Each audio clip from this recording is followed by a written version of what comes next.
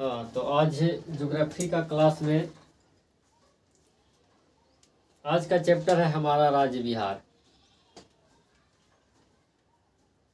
आज हम बिहार के बारे में जानेंगे। बिहार में कुछ बेसिक जानकारियाँ लेंगे अपना बिहार के चैप्टर में, जो कि बहुत हद तक देखेंगे तो जो कि बीपीएससी लेवल तक भी चला जाएगा। डायग्राम के दृष्टि से, मैपिंग के दृष्टि से देखेंगे तो बीपीएससी क्लास तक भी चला जाएगा। और ऐसे बेसिक जानकारियां हैं, और बेसिक में भी होने वाली जो जानकारियां हैं वो बहुत महत्वपूर्ण है। जैसे इस चैप्टर में जानेंगे कि बिहार की लंबाई चौड़ाई कितना है, ठीक है, यहाँ की जलवायु कैसी है, कितने प्रकार की यहाँ ऋतुएं हैं, यहाँ का जो मुख्य खाद्यान्न यानी फसल क्या है, इसके बारे में जानेंगे। और तरह तरह के यहाँ भी फसलें उगाई जाती हैं, तो उनमें जो है फसल प्रत्येक क्षेत्र में अलग अलग जैसे डिवाइड हो जाता है फसल तैयार होने की और खेती, ठीक है।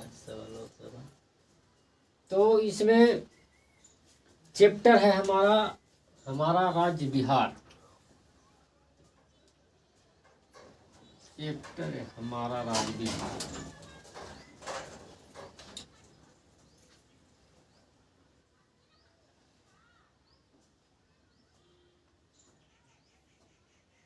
या कह सकते हैं अपना राज्य बिहार। अपना राज्य बिहार में अगर बिहार के हम नक्शा लेते हैं तो प्रत्येक कोई भी मैपिंग हो, किसी भी क्षेत्र हो, उसका चौहद्दी जरूर रहता है, ठीक है। कोई भी क्षेत्र हो उसका चौहद्दी अपना अपना होता है। तो चौहद्दी के हिसाब से इसके बिहार के पास पड़ोस, जैसे हम लोग का अपना पड़ोसी होते हैं, ठीक है, उसी प्रकार से बिहार के पड़ोसी राज्य या पड़ोसी देश के बारे में भी जानना जरूरी है। ऐसे तो जानना बहुत ज़रूरी है, विश्व लेवल पर भी जानने अच्छी बात है, जानने नहीं होता। लेकिन जिस तरह से हमें अपना पड़ोसी काम देते हैं, ठीक उसी प्रकार से बिहार के जो पड़ोसी हैं वो भी उनका एक दूसरे से मेल मिलाप रहता है। यदि बात करेंगे कि से अगर उसका पड़ोसी प्रभावित होता है तो उसके वजह से हम भी प्रभावित होंगे, होता है ना सर। अगर मान के चलते हैं कि हमारे यहाँ अगर चिकन पॉक्स आ जाता है बगल किसी के परिवार में, तो उसके लगे हुए या किसी उसको संपर्क से हटाया जाता है। ठीक इसी प्रकार से अगर बिहार के अलग इस पास पड़ोसी वाले राज्य में अगर कोई महामारी फैल जाती है ना, तो उससे भी हमको थोड़ा सा संपर्क को तोड़ के रखना बहुत जरूरी है ना, क्योंकि एक दूसरे से ये प्रभावित होते रहता है। तो सबसे पहले अपना राज्य बिहार में जानेंगे कि बिहार की जो लंबाई और चौड़ाई, इसमें लंबाई एवं चौड़ाई बात करेंगे तो उत्तर पश्चिम अगर बिहार के हम नक्शा बनाते हैं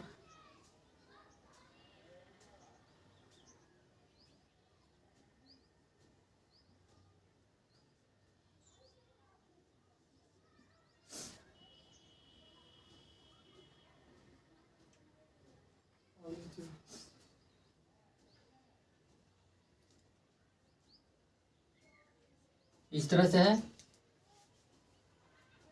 तो इसको यदि हम लंबाई चौड़ाई के रूप में देखेंगे तो इसका जो लंबाई है पूर्व पश्चिम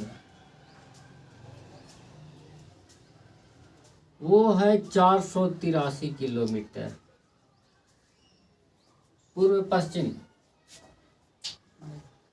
ठीक है, कितना है 483 किलोमीटर। बिहार का पूर्व पश्चिम का लंबाई हो गया 483 किलोमीटर। इसी तरह से अगर उत्तर दक्षिण की हम बात करेंगे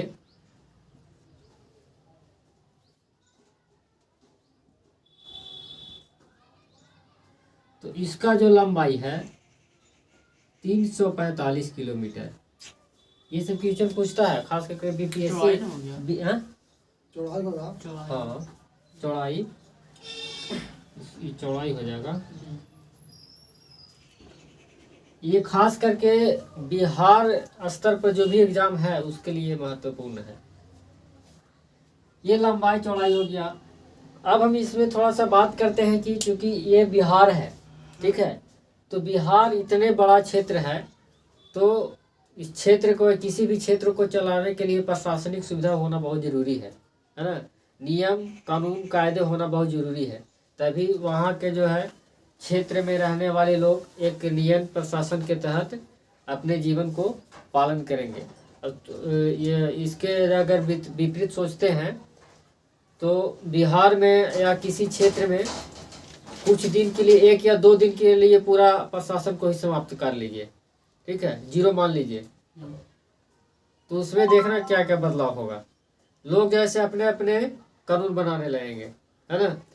इसीलिए जो है से हर क्षेत्र का अपना अपना प्रशासनिक प्रक्रिया सिस्टम होना बहुत जरूरी है। तो यदि हम बात करेंगे प्रशासनिक,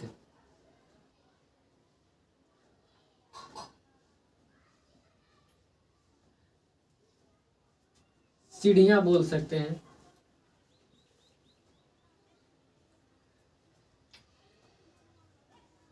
प्रशासनिक सीढ़ियां की यदि बात करेंगे तो इसमें जो है से प्रशासनिक सीढ़ियां के अनुसार जो है बिहार को जो है से 9 प्रमंडल में बांटा गया है।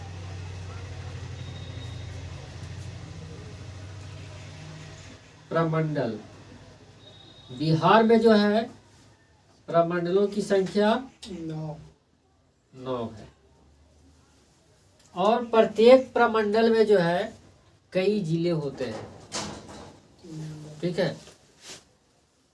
प्रमंडल के अंतर्गत कई जिले होते हैं, तो जिलों की यहाँ संख्या कितना है? जिला 38 है, ठीक है। और जिला में भी कई होते हैं, इसके निचले स्तर पर अनुमंडल होते हैं, ठीक है। अनुमंडल नहीं,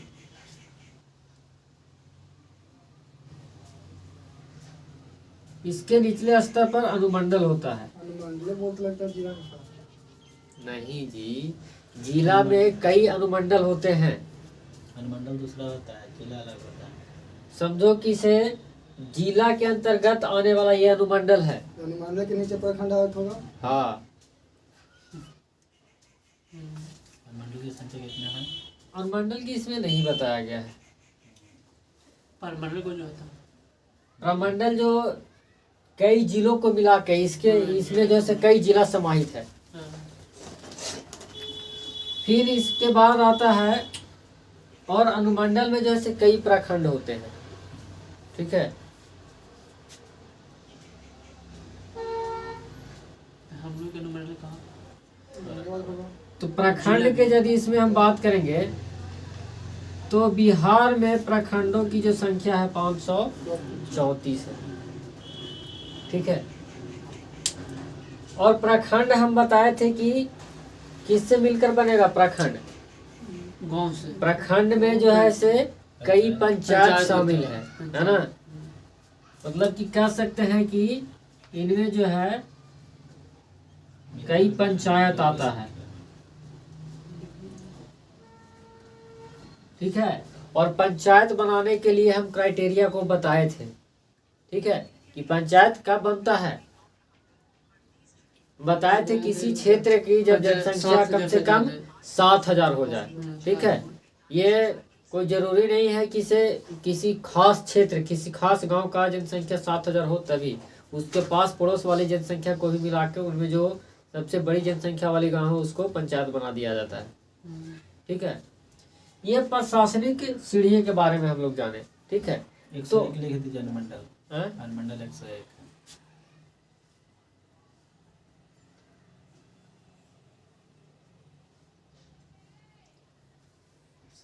तो इस तरह से ये प्रशासनिक सीढ़ियां हैं, और इन्हीं के द्वारा जो है से नियम कानून, इसके ऊपर जो है सरकार चलती है ना, सरकार का शासन चलता है। तो इस तरह से ये राज्य का अपना प्रशासनिक श्रेणी हुआ। अब यदि हम इसमें बात करेंगे कि यहाँ की जलवायु, पंचायत 8,471। ये तो प्रखंड में लगा ना। नहीं पंचायत। जलवायु की अगर बात करेंगे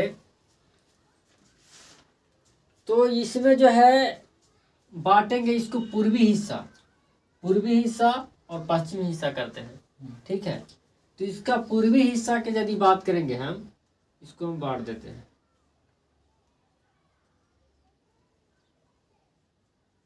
पूर्वी पश्चिमी। पूर्वी में जो कह सकते हैं जलवायु है, तो यहाँ जो जलवायु है वो ग्रीष्म एवं आर्द्र जलवायु, ठीक है। यहाँ का जो जलवायु है ग्रीष्म है, गर्म तो है लेकिन साथ साथ में आर्द्र मतलब ठंडी वाला भी, नमी युक्त भी है, ठीक है। और ये जो है पश्चिमी जो इलाका है ग्रीष्म एवं शुष्क है। शुष्क मतलब सूखा हुआ, मतलब नमी युक्त नहीं है यहाँ पर, ठीक है। अगर बात करेंगे तो बिहार के लगे हुई है यहाँ पास बंगाल की खाड़ी, ठीक है। इधर में कोई वैसा सुविधा नहीं है, ठीक है। तो यहाँ पे जलवायु की बात करें तो पूर्वी हिस्सा जो है ग्रीष्म एवं आर्द्र है और पश्चिमी हिस्सा जो है ग्रीष्म और शुष्क है। यहाँ की अगर जलवायु की बात करेंगे तो मानसूनी है, मतलब कि मानसून पर डिपेंड करता है, ठीक है। तो यहाँ के जलवायु मानसूनी है, लेकिन मानसूनी में भी पूर्वी हिस्सा पश्चिमी हिस्सा देखेंगे तो उसका ग्रीष्म एवं आर्द्र है और ग्रीष्म और शुष्क है। अब यदि यहाँ पे ऋतु के हम बात करेंगे, आर्द्र मतलब नमी युक्त, नमी वाला।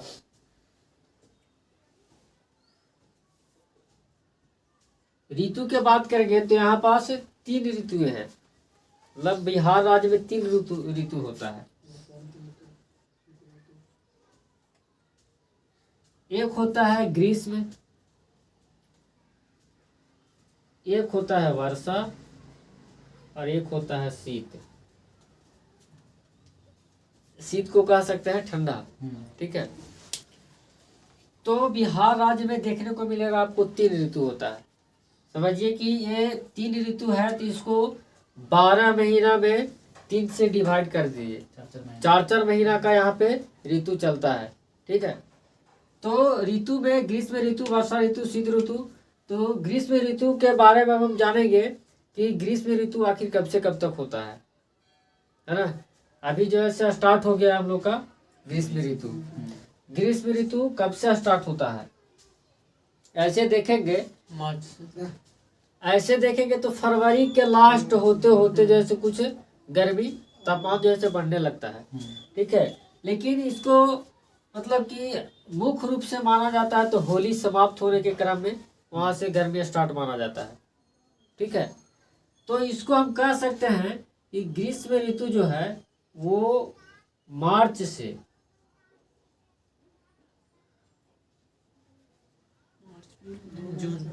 लेके जून तक है ना। तो ग्रीष्म ऋतु हो गया मार्च से लेकर जून तक, और जून में ही जो है सबसे ज्यादा गर्मी पड़ता है, ठीक है। जून में सबसे ज्यादा गर्मी क्यों पड़ता है? अब भौगोलिक दृष्टिकोण से सोच लीजिए, क्योंकि उस समय जो है सूर्य पृथ्वी जो है से बिल्कुल कर्क रेखा के सामने आ जाता है, ठीक है। बिल्कुल जो है प्रकाश कर्क रेखा पर सीधा पड़ता है। 21 जून की बात है ना, उस दिन सबसे बड़ा दिन होता है, 21 जून होता है ना। तो यहाँ जो है गर्मी के टाइम है तो गर्मी में लेवित रहो ठंडा सत्तू, है ना, सत्तू पुदीना के रस। यहाँ के जो मतलब तापमान बताया गया है औसतन गर्मी में वो लगभग औसतन 30 डिग्री। ज्यादा पहुंच जाते ठीक है, औसत हम बता रहे हैं, औसत। ठीक है, और न पहुंचने के लिए 40, 42, 43, ऐसे होते रहता है 45, इस तरह से पहुंचते रहता है ग्रीष्म ऋतु में। तो ये समझ में आया। यहाँ से पूछता है कि गर्मी का टाइम कब से कब तक होता है। ठीक है, मार्च से जून तक, ये सब पूछता है जीके में। फिर उसके बाद आता है वर्षा ऋतु। तो वर्षा ऋतु जो है कब से कब तक होगा स्टार्ट? जुलाई से गर्मी के ठीक लगले ही जो अब वर्षा ऋतु आता है ना। तो वर्षा ऋतु जो है जुलाई से ये जो है जून जो है ना लास्ट करता है। तो जून के तीसरे सप्ताह से स्टार्ट हो जाता है। जून के तीसरे सप्ताह से लेकर ये जो है अक्टूबर तक चलता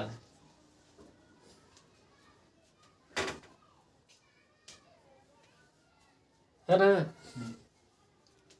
अक्टूबर माह तक, अक्टूबर माह तक ये वर्षा ऋतु है। अब यहाँ पे वर्षा में ही अब यहाँ पे कई घटनाएं देखने को मिलेगा बिहार में। ठीक है, अब जैसे ही वर्षा ऋतु आ गया तो जो दक्षिण भारत के जो लोग हैं वो खेतों में बिचड़े तैयार करने लगेंगे। मतलब कि कादो मिट्टी ये सब जो खरीफ फसल की रोपाई के लिए बिचड़े तैयार करने लगते हैं। ठीक है, लेकिन वही जो वर्षा ऋतु है और सभी जो उत्तरी बिहार के जो लोग हैं उनके लिए समझो कि कठिनाइयों का सामना करना पड़ता है उस ऋतु में। उत्तरी बिहार की बात करेंगे तो। ठीक है, अगर बात करेंगे तो दक्षिणी भारत में कहीं कहीं जो है से पानी की नहीं मैंने कमी के कारण, सही सिंचाई नहीं होने के कारण जो है कहीं कहीं उत्तरी बिहार में। उत्तरी बिहार में कैसे हैं? हम लोग दक्षिणी बिहार में है। उत्तरी बिहार औरंगाबाद जो है इस इलाके में है। हमें दक्षिण चंपारण हो गया। ठीक है, यहाँ से ये वाला सोन नदी गुजरा है। ये वाला सोन नदी गुजरा है यहाँ से, और इसके बगल में ही किनारे है औरंगाबाद। दक्षिणी इलाका में आते हैं हम लोग। उत्तरी इलाका में चंपारण मधुबनी सब है ना। हाँ, तो यहाँ जो है से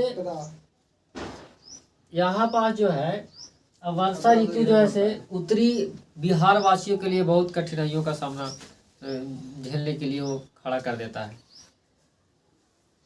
यहाँ पास जो है दक्षिणी भारत में अगर बात करेंगे तो कहीं कहीं ऐसा भी होता है कि वर्षा अगर पर्याप्त नहीं हो तो यहाँ पास कहीं कहीं धान की भी रोपाई नहीं हो पाता है ना, सूखा हो जाता है।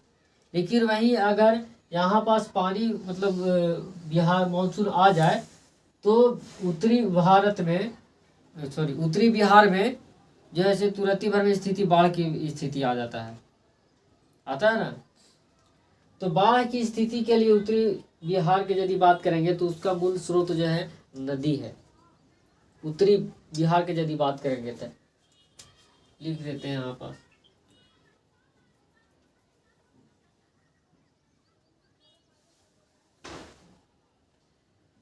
उत्तरी बिहार में यदि बाढ़ की बात करेंगे तो इसका मूल स्रोत हो गया नदी। नदी के कारण ही जो है उत्तरी बिहार में बाढ़ आता है। ठीक है, यहाँ के लोग जो है अब जो है कठिनाइयों को झेलने के लिए सामना करने लगते हैं। ठीक है, कठिनाइयों को ऐसा होता है कि जब इन लोग का ऐसा एहसास होता है कि मतलब आ गया है वर्षा ऋतु, तो ये लोग क्या करते हैं कि पहले ही वो अपने घर से पलायन करने लगते हैं, उच्च स्थल की ओर चले आने लगते हैं। ठीक है, वो अपने भविष्य को देखते हुए पहले से ही उनका जो पशु है उनका पलायन कराने लगते हैं। सबसे पहले हम बात कर लेते हैं इसमें कि जो मूल स्रोत जो है नदी, इसमें आता है गंडक, कोसी भी गंडक है, बागमती, कमला, बकैया, करेह, फिर है कोसी, फिर है महानंदा,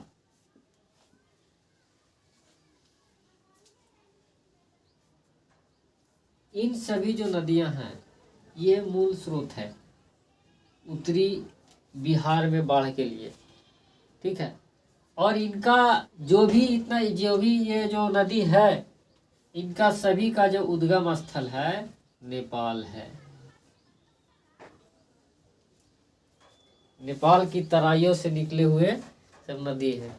ठीक है, और यही जो है इधर साइड गिरते रहते हैं। उधर से आया गंडक नदी, इधर सब पूरा उड़ेल दिया पानी। अगर सोचिए कि नेपाल से आने वाली जितनी नदियां हैं तो उसका जो पानी है, उस पानी जो उधर के उत्तरी बिहार में जो फैल जाता है, तो क्या इसका पानी को कम नहीं किया जा सकता है? कुछ सुविधा हो तो पूरा। अगर मान के चलते हैं कि यही जो नदियां हैं इन नदियों से कंछी फोड़ के मैंने बोल सकते हैं कई नहरें निकाल दे, जो कि या इसी नदियों से जो नहर आता है उसको भेजा दे इधर दक्षिण भारत में, तो दक्षिण भारत में वर्षा के समय में भी कहीं कहीं स्थिति ऐसा रहता है कि सूखा रहता है। वो जो नदी वाला पानी है इधर आकर कम होगा कि नहीं, है ना? दक्षिण बिहार में। दक्षिण बिहार में। हाँ, दक्षिण बिहार में। और वो सब समझ लो कि सब बिहार बोल रहे हैं। ठीक है, तो यहाँ पास यहाँ के जो बाढ़ है उसको कम किया जा सकता है अगर उन सभी नदियों से जो आने वाली जो पानी है इधर दक्षिण भारत में उसके लिए बनाया जाए सुचारू रूप से आने के लिए। तो वहाँ फिर दक्षिण भारत बोल दिए, चलो वो बिहार समझो। ठीक है, तो दक्षिण बिहार में जो हम लोग का दक्षिणी बिहार इतना सूखा रहा। हाँ सूखा जो ग्रस्त है यहाँ पास सिंचाई का भी सुविधा बहुत उपलब्ध हो जाएगा। ठीक है, लेकिन ये सब होता नहीं है। और नदियाँ जो है से जानता है कि पानी आता है तो वो तो अपना आपने खुद ही रास्ता खोज लेता है ना। लेकिन अगर जो भी नदियाँ हैं, कई डैम है, डैम बनाया गया है, तो वहाँ पास डैम से कई नहरें जो है से निकाल करके उसको पानी को कम किया जा सकता है, नदी के पानी को किया जा सकता है कि नहीं। तो इस तरह से उसको मेरे उत्तरी भी बिहार में आने वाले बाढ़ को कमी हो सकता है। ठीक है, तो इस तरह से वो लोग जो है पहले ही बरसात आने के पहले ही वो लोग जैसे पलायन करने लगते हैं। ठीक है, ऊंचे स्थल पर। और अब जब बाढ़ की जब बारी आ जाता है, बाढ़ आ जाता है हम लोग के एरिया में, यहाँ जब आते हैं दक्षिणी या ऊंची इलाकों पर जब ये लोग जब बसते हैं तो फूस वगैरह या टाट वगैरह इस सब से लेकर वो अपने रहने के लिए कुछ व्यवस्था करते हैं। ठीक है, और इसमें जो है अगर बात करते हैं कि बाढ़ जब आ जाती है उत्तरी बिहार में, ठीक है, तो उत्तरी बिहार में बाढ़ आता है तो उनके लिए समझो कि अब तो इनके पास यहाँ खेती नहीं हो पाएगा, पूरा पानी ही पानी है ना। यदि यहाँ पे खेत के बात करें तो खेत के मेढ़ा आरी कुछ भी नहीं उतना पता चलेगा। तो यहाँ पर जो है ये जो उत्तरी बिहार के जो लोग हैं इधर जो अपने जहाँ जिस जगह पे बसते हैं, तो उनके लिए अब जो है से जीविकोपार्जन या फिर कह सकते हैं कि उनको भोजन के लिए उपलब्ध जो सामग्री है वो अपने साथ में जो पशु लाते हैं, पशु रखते हैं, तो पशु लाते हैं तो उनसे जो है से जो घी बनता है, ठीक है, या दूध है, मट्ठा है, इन सभी वगैरह को जो उससे जो उत्पाद जो प्राप्त होता है उसको बेचकर ये लोग इकट्ठा करते हैं अपना जीविकोपार्जन के लिए। ठीक है, उसको बेचते हैं। उसके साथ साथ जो है से अपने साथ में कुछ भविष्य के लिए, चूंकि दूसरे जगह पलायन कर रहे हैं तो अपने साथ में उनके घर में जो पहले से जो अन्न होगा उसको तो जरूर लेते आते होंगे। ठीक है, तो वो अन्न जो रहता था पहले से बचा हुआ उसको भी यहाँ पास ले आया करते हैं। कुछ समय के लिए वो पहले से लाए गए अन्न पर रहते हैं। ठीक है, ये सब जैसे कहानी के तौर पर बता रहे हैं, इतना कितना लिखेंगे। उसके बाद जो है से इसके साथ साथ में सरकारी सहायता प्राप्त होता है। सरकारी सहायता देखता है कि ज़्यादा बाढ़ आता है तो ऊपर से हेलीकॉप्टर से भोजन दो, तो वो करो, है ना। इस तरह से यहाँ पास जो है अब ये लोग जो है से अब चूंकि वहाँ उस इलाका में जो है उत्तरी बिहार में काफ़ी जो है से बाढ़ वाला पानी पूरा चला गया, सभी के घर मकान में कोई नहीं है ना। तो इसके हैं माटी वाला सब नहीं है। हाँ मकान? मकान तो गिरवे करेगा, फिर मट्टी वाला ज़्यादा ज़्यादा पुराना है चाहे नहीं टिक पाएगा, फिर पानी तो अच्छा अच्छा का ठिकाना लगा देता है। तो अगर मान के चलते हैं कि किन्हीं का घर वगैरह देखना हो तो इनके लिए ये जो है नाव रखे हुए रहते हैं, तो अपना बनाया हुआ नाव रखे हुए रहते हैं। अगर मान के चलते बाई चांस कभी इनको किसी सामान को लाना हो उस जगह पर से, अपने जगह पर से अपने घर से, तो वो नाव का प्रयोग करते हैं। नाव लेंगे, नाव से घर का देखभाल करने के लिए चले जाएंगे, कुछ सामान लाना है सामान ले आनेंगे। इसके लिए अगर मान के चलते उनके पास नहीं है नाव नहीं है तो सरकार का दिया हुआ नाव रहेगा, ठीक है, उसके द्वारा ये लोग कुछ सामान को ले आते हैं या अपने घर को देखभाल करने के लिए चले जाते हैं। इस तरह से वो लोग जो है उत्तरी बिहार के लोग सभी दोहरी जिंदगी जीते हैं। ठीक है। हाँ, अब आया बात कि से थोड़ा सा सोचने वाली बात है कि अब जब इनका जो पूरा जलमग्न होल है इलाका है ना, ये जो से बीचों बीच से गुजरा हुआ है, ये गंगा नदी है, ठीक है, बीचों बीच से इधर ही से आता है गंगा नदी, बेगूसराय बक्सर वगैरह है। तो इधर वाला जब इलाका जलमग्न है तो सोचो कि सारे खेत वगैरह जितना है, मेढ़ा वेढ़ा जितना है, सब खत्म हो जाएगा। खेती नहीं हो है रहा ना, होता है, खेती होता है, ना होता है। ऐसा काम करते हैं कि इन लोग के पास से वो कहा जाता है मरीजर का बीज होता है। मरीजर क्या हो गया ये?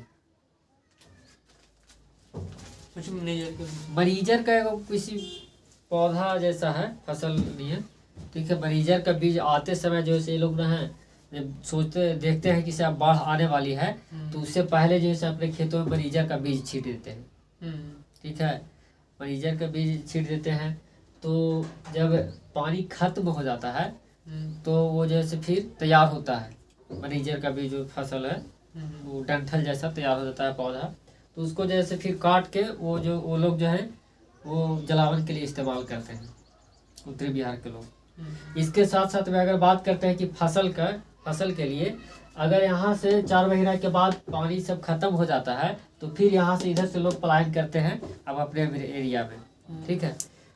तो बताया जाता है कि ये लोग जो खेती करते हैं वो सभी अपने अपने खेतों के अंदाजा के हिसाब से अपना अपना फसल बो लेते हैं, अंदाजा से, ठीक है।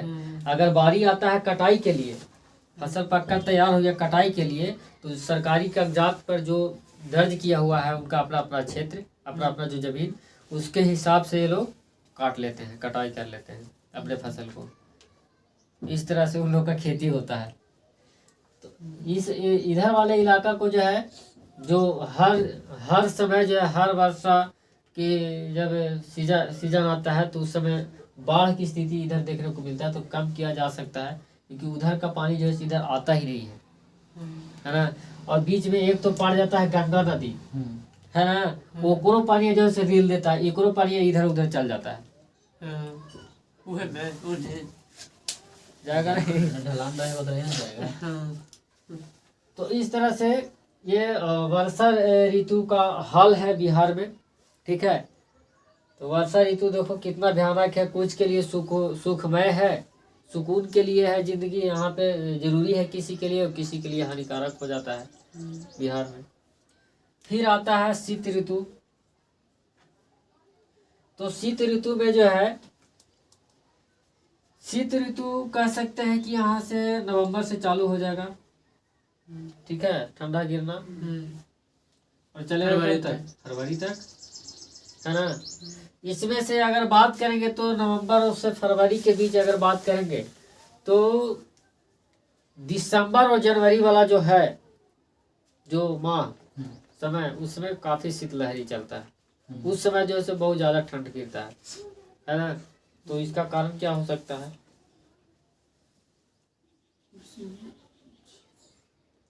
कारण ये हो सकता है कि फिर पृथ्वी जो है मकर रेखा के पास चली गई, है ना।